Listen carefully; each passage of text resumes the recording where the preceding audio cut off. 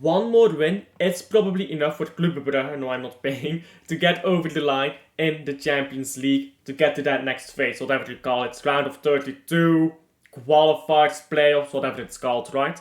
So, the next games for Club Brugge are Sporting at home, Juventus at home, and Man City at the Etihad. If you're gonna be realistic, the most likely win in that is Sporting. So tomorrow is the Sporting game. Club Brugge against Sporting. And I think there is chances for the Club Brugge to win, but it's gonna be difficult. Sporting is a very good attacking team. Their defense is not bad, but attacking they are superb. Now, what Club Brugge has struggled with in the Champions League this season is scoring. Not attacking itself, but scoring. Just so many chances missed. We've seen it against Dortmund, we've seen it against AC Milan. Both games that Club Brugge should have won, but wasting chances. Meyer is the only one, together with Zollis, who has scored a goal from open play for Club Brugge in the Champions League. Meyer against AC Milan, which was not enough to get a win. Zollis, his 1-0 goal against Sturmgras. Again, Club Brugge defended solidly. So did they against Aston Villa. Also a game, Club Brugge should have won by more, but again, the finishing was lacking. What Club Brugge has to do in this game is, for me, start with Vermont. Let's begin there. You can't have Jutla play. Jutla is not a striker. I've said this a lot. I rate him. I think he's a second striker. He's the guy that plays off of a taller striker.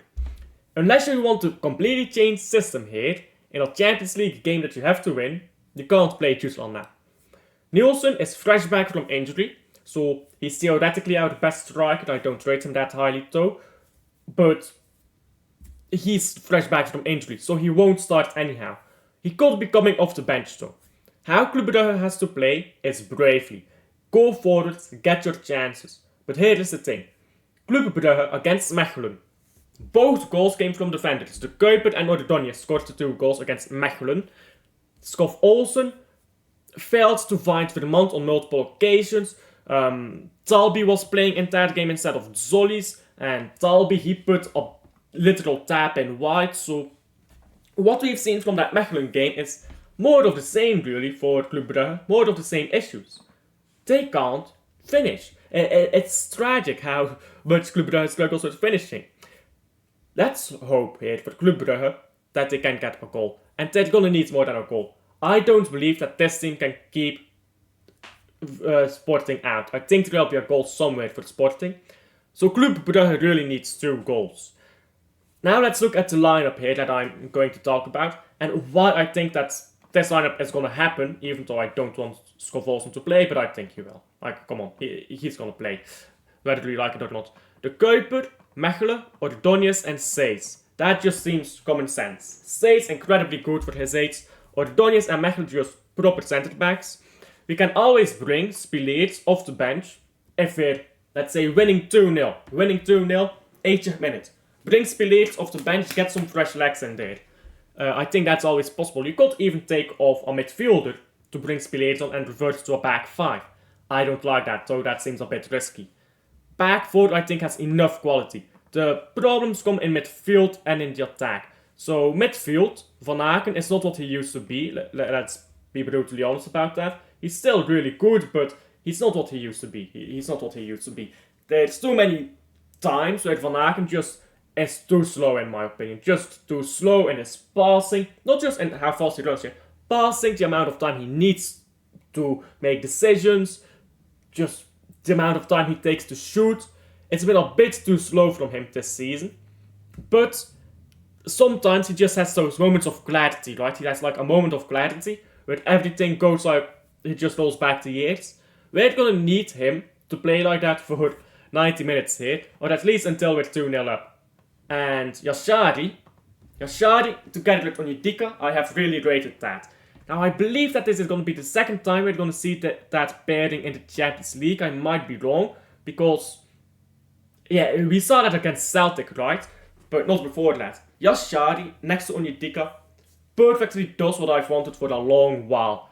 I wanted Onyedika to push higher up the pitch, to make use of his long passing ability, to make use of his scoring ability, to make use of his physicality up near the box. Whilst Yashari can be the defensive midfielder for transition, I suppose. And Onyedika can still defend. But in transition, Onyedika often takes silly red cards. We've seen that plenty of times. So Yashari, he makes Onyedika so much better just by being on the pitch. So does Kasper Nielsen, but he's been struggling for form since his injury, so I doubt he starts. So Yashari probably starts. We might see Kasper Nielsen come on for Onyedika or for Yashari later in the game if we are winning. So we might also see, by the way, if I can find some Vettelesen come on for either Yashari or Onyedika. I reckon Onyedika if we're chasing a goal. If we're chasing a goal, Vettelesen gonna come on to maybe help liquefy the play. But the most likely source of a goal is for me over here. With this absolute fucking unit. Absolute baller, this guy, bro. Zolis, he scored 4 goals against Sint-Truiden, I believe it was. He has been on form recently. He's been amazing. He's been absolutely amazing. He does everything. You give him the ball, he goes in midfield, he dominates midfield.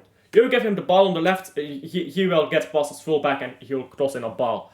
You give him an acre too much space, he'll score a banger. So, the most likely source of a goal is Zolis. Zolis has a good game, yeah? I'm sorry, we're gonna win if Zolis has a good game. That is how good this guy is. If this guy is on his correct form, you just win games. This guy alone wins games. Like, that's the level he is at, that I'm talking about. We need him to have a good game here. We really do, because, again, we're looking at Juventus, we're looking at Man City after this. We need those 3 points. I think 3 points is enough to get to the next phase, but we need those 3 points, and I'm not gonna sit here and tell you we're gonna get a win at the Etihad. We're not. No matter how bad Man City is, by the time we play at the Etihad, it's already February or January. They're gonna have their players back. They're gonna have their winter signings. So we're not winning at the Etihad.